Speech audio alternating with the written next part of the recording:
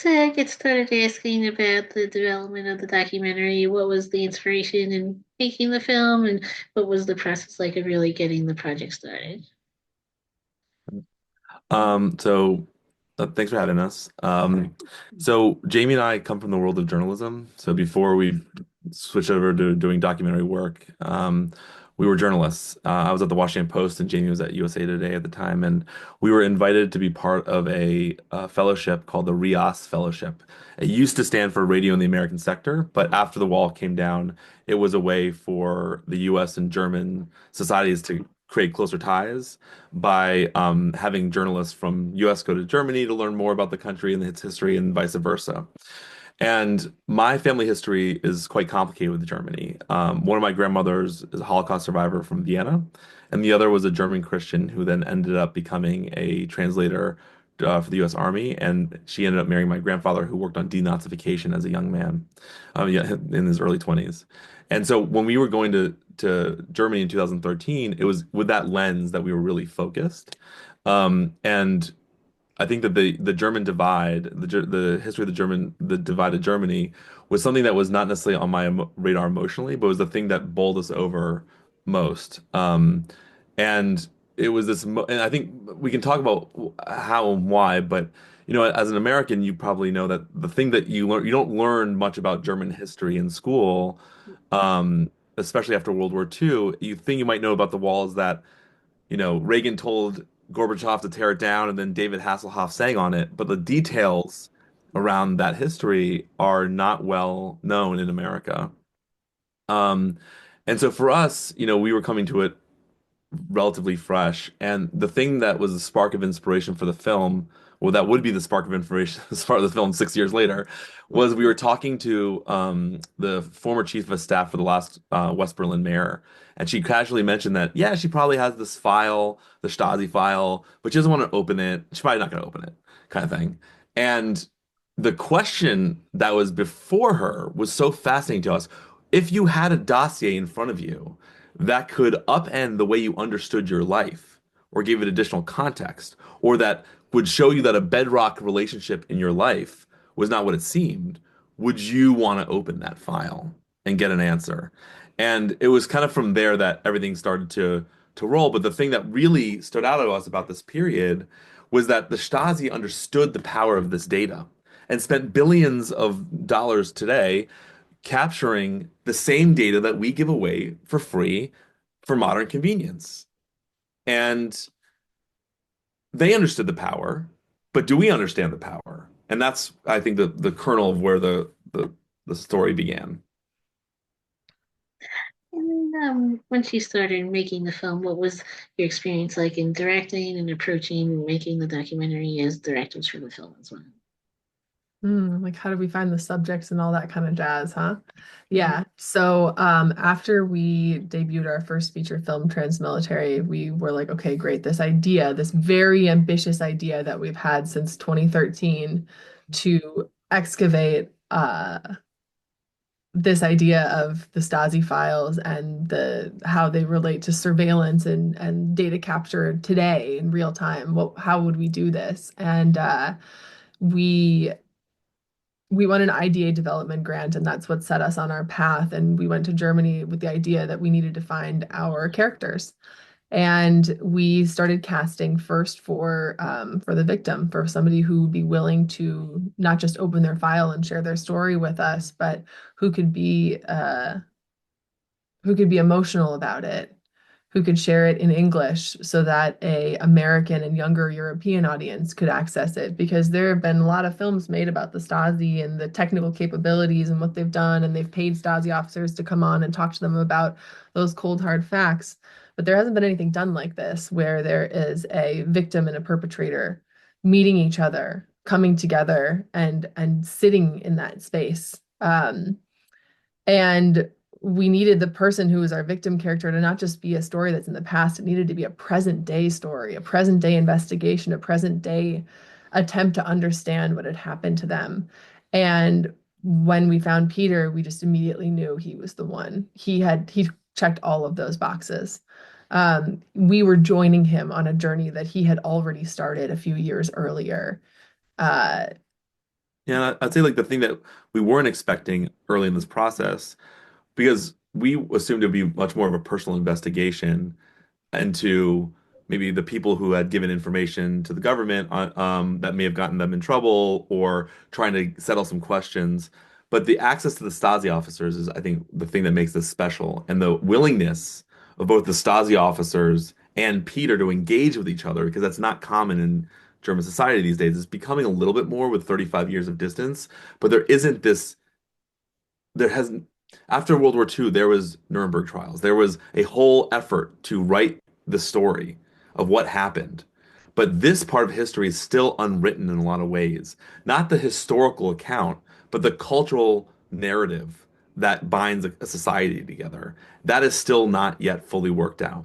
And so finding these Stasi officers along the way who would be willing to engage with outsiders, Americans, and be willing to be involved directly with Peter, that was, I think, when it took the film to a new special level, and that became the heart of our film. But how does surveillance systems affect people, not only who are on the receiving side of the surveillance, but those who were building and maintaining those systems? Yeah, and how do people do horrible things to each other? How do people do horrible things to their neighbors? In the first 10 minutes of the film, you hear people calling into a hotline to report on their neighbors and their family members and friends. It's a hard thing to grasp for me, the idea that people do that, but it's something that we're seeing happen today in authoritarian regimes. We're seeing this happen Not only in authoritarian regimes, not only in unfortunately. authoritarian regimes, we see these things happening in the US as well. And we're doing a panel on this at South by about surveillance today and Cold War tactics. But you're seeing this happen very specifically in Russia, where the government is asking, basically young people to report on their friends, and then direct consequences are coming from that for those young people. So like this to us and is not a story of the past. Russia stood up the Stasi.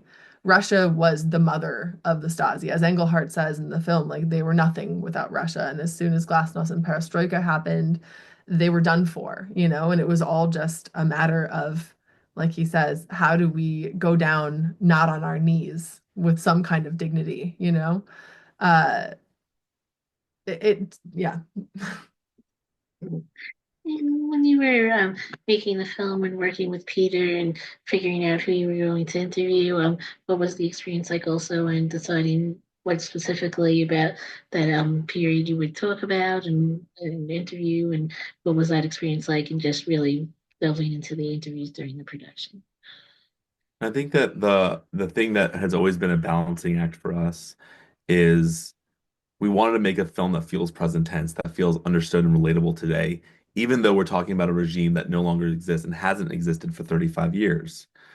Um, and so we had to find the fine balance between giving people enough just basic rules of the road of what this time period looks like and felt like to then understand the present day harm that's still felt by people and this present day anger, or even on the Stasi officer side, the feeling of being misunderstood or understood in the wrong context. So we need enough of that education, but we're really trying to make this a present day film and a present day like thriller or investigation, however you want to put it. Um, and that was, I think, the hardest balancing act for us throughout the whole process. Mhm. It's a long history. It's a 40 plus year history that you condense into a 90-minute film and then talk about today, Yeah, I so mean, we made it's hard. massive scenes of Peter's backstory and history that has been condensed into 30 seconds in the Or film left on now, the cutting or room left on floor. the cutting room floor completely because we realized that we did not want to make a longer than 90-minute film. We wanted to make something that was engaging, that young people would watch, that they would feel surprised by and challenged by, and see how it ripples through to today. And the only way to do that is to make something that's really present feeling and not boring. And listening to somebody's historical account of what happened to them, yeah, we can do recreations or whatever, but that just didn't feel genuine to the spirit of the film that we were making. And so because of that, we just decided that a lot of those pieces had to be left off. Yeah, which is, the Always way it hard. is. It's It's always hard. that way. Yeah, it's always hard, but yeah. And while you were really figuring out what the story of the film would be, and you were looking into the history, did you decide that you wanted to use a lot of archive footage and clips, or was that something that you were interested, or when you were making the film, what was that process like of just figuring out how much movie would be like a mix of the interviews mixed with like the clips and videos from that time period? Well, I think that um, a lot of Eastern European countries who also had similar experiences do not benefit with the same type of um, archive that's accessible to them as it is in Germany. And that's because of the bravery of these citizen committees that would knock down the wall, as you saw in the film, break into these offices and physically halt the stopping of the destroying of these files. And it's even though, as Engelhardt admits, most of the stuff is like most of the what he thinks is the important stuff, aka famous people stuff, is destroyed. There's a lot of everyday peoples whose lives have been upended by the Stasi and the information that came out afterwards. And it was really critical, or I mean, it's really helpful for the historical record. And so one of the benefits is that you often don't get to see kind of secret police in action. And although there is not as much footage as it once existed, the little bit that did exist, I think, benefited a new audience to this topic by grounding them. What does that actually look like for somebody to get dragged off the street in broad daylight? Nobody does anything around them. Nobody steps in. What about, what does it look like to interrogate somebody in a prison?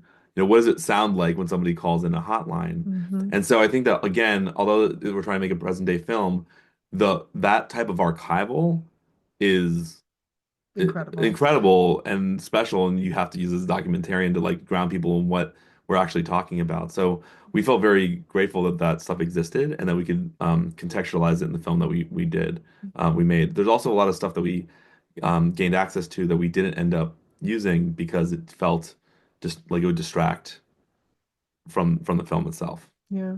I mean, some of the archival that you see that's the most affecting stuff is stuff that we used in our early development samples and is like really true to what our idea has been the entire time of how we show this story, how we make this time feel as scary as it was. Um, yeah. And once you um, gathered up all that footage and did the interviews, what was the editing process like as well, and figuring out what you wanted the final version of the film to Gabe and I have a really specific way of working together. look Um, I'm the details person, I'm the researcher, I'm the historian, I'm the synthesizer of information, and Gabe is the big picture, visually minded person. And so the way that we work together as a team is I write scripts and create scene rough cuts, and Gabe kind of comes in and helps to mold them and put them together. And so I would say that that's kind of what our process is. Yeah, I'd also say, it's independent film, which is Scrappy. woefully underfunded these days. We've been really grateful to have some amazing partners in like IDA, Catapult, Catapult, JLFF. Jonathan Logan Family Foundation. Some of these incredibly helpful. But post-production is expensive, and it's an independent film. And at the end of the day, this was a process that really ended up getting shaped like as a mad dash this past year between Yeah. us and our editor Gernot.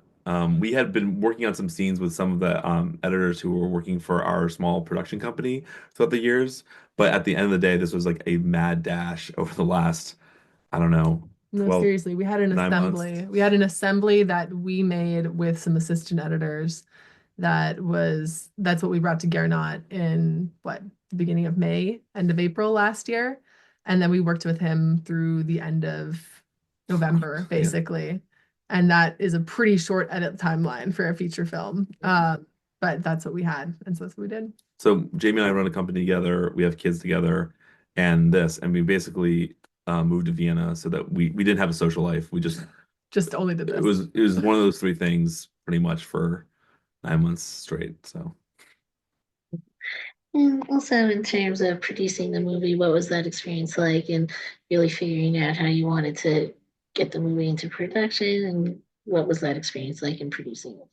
you just do it. Like it's independent film. Like you either want to do it or you don't. And if you want to do it, you got to figure it out.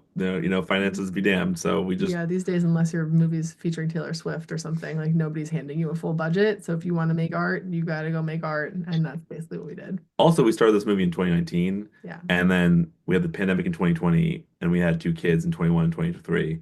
So it also is doing it and then doing it in a time when the world hasn't stopped for a pandemic, Hmm. or Jamie's Not pregnant. not or healthy enough. She actually did a lot of the interviews with the Stasi officers, very Yeah. pregnant, like 7 months pregnant. So there's a Yeah. lot of pictures of our children in utero with Stasi officers. Yeah. But yeah, you just do it the best you can. Also, just say like something about this production that was special is that it was a production that also needed this much time. Yeah. Our relationship with specifically former Major General Engelhardt was very tentative. The man had not spoken with any media on video since 1990, maybe end of 1990, and he wasn't interested in doing so at first. The reason he did it is because we're American journalists, and he thought that Americans needed to hear his perspective on what happened and why we're not better than they were, you know? That's what he wanted to get across. He told me very clearly he would never have spoken to Germans about it. This was a thing that he did because it was us. And even so, it was difficult for him. It was difficult for him to engage. It was difficult for him to engage with Peter. He granted and pulled back on access multiple times throughout the years. Our production went from the beginning of 2019 through the end of 2023. No, I mean 2020. No, 2024. Yeah, Last 2024. last Yeah. spring, last fall even, we were still shooting final scenes. Yeah. And that's because that's how much time it needed. Like when he's welcoming us into his apartment, that was one of the last scenes that was filmed, at the end of the movie where he's saying, I can't go to high schools and talk about my experience. Nobody wants to hear my story, but they want to hear Peter's story, that was one of the very last things that happened. And it just wouldn't have happened otherwise. Him taking us around his hometown where he started his Stasi career and showing us where they did all of the things they did to people. That was one of the last things that was done. So it was a film that needed time, needed relationship to develop. I needed to get better at German so I could interview these guys in German, specifically him. So our first interview, I had an interpreter in my ear to make sure I didn't miss anything. And I needed my German to be better. I needed it to be better so I could be in intimate spaces with him by myself. And so the scene where we're walking through the snow with him in the beginning of the film, and he's showing us where the Stasi did everything that they did, that one I was definitely 7 months pregnant for. And it was thrilling because he was giving us something that we had been asking him for 4 or 5 years at that point. So, sometimes film just is that way. Mhm. And now with the film having its world premiere coming up at South by Southwest, like you mentioned earlier, what has that experience been like as well, and gearing up for the festival and being able to share with audiences there as well? Want to talk about the Tech Fest and all that kind of stuff? Well, I mean, we're really grateful to South by for seeing the power of the film, and it's the festival that we've had our first feature come out with, and we really love the team there and appreciate what they are doing. The other component of this that's really critical for us is that while this is a story about a surveillance system that no longer exists, it's important for us to contextualize that conversation to today. And I can't think of a better place than South by that has a strong tech component, a cultural tech component to have those conversations. Because one of the things that's really striking about the film is that it is a story about power, a system of power that had been built over decades. And oftentimes, Engelhardt would say, what is moral or unmoral in this field, meaning espionage? Well, if that question is not being asked by any regime or any organization, then we're flying blind and Anything's possible. anything's possible. So, I hope that the same type of, I hope that idea of, oh, I'm just doing it because we can make the money, or I'm just doing it because competition is going to do it, and not centering any conversation around morality is a problem. And I hope that we can have that conversation with the people who are making those systems today. Or we're just doing it because we need to shape the narrative in this direction, which is why the Stasi did it. You know, their surveillance was to uphold a story that they were telling themselves in their country about who they were and who they were not. And they didn't want to hear anybody's opinion outside of that very narrow lane. And if you fell even a toe outside of it, you were in their crosshairs. And, you know, you see the fracture of German society today along the clear map lines of East and West.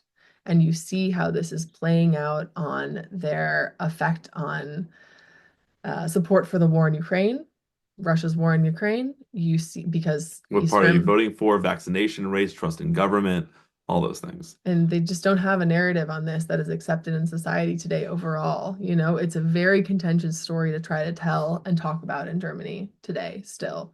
It's a very present piece of history that is not yet settled. And so we're excited about South by. We're excited about South by. We're excited about the opportunity to talk about this kind of stuff there and how important it is today and how it's all governments should be thinking about what is possible with unreined, unchecked data capture and surveillance. Okay, I think that was mainly it, but thank you both again for taking the time to speak with me. I appreciate it. Okay, thank you, Karen. Awesome. Thanks, Karen. Looking forward to seeing it. Yeah, I'll be happy to share when it's posted. So thank you again. I appreciate it. Bye. Okay, thanks. Thanks, everyone. Thanks. Bye. Thanks.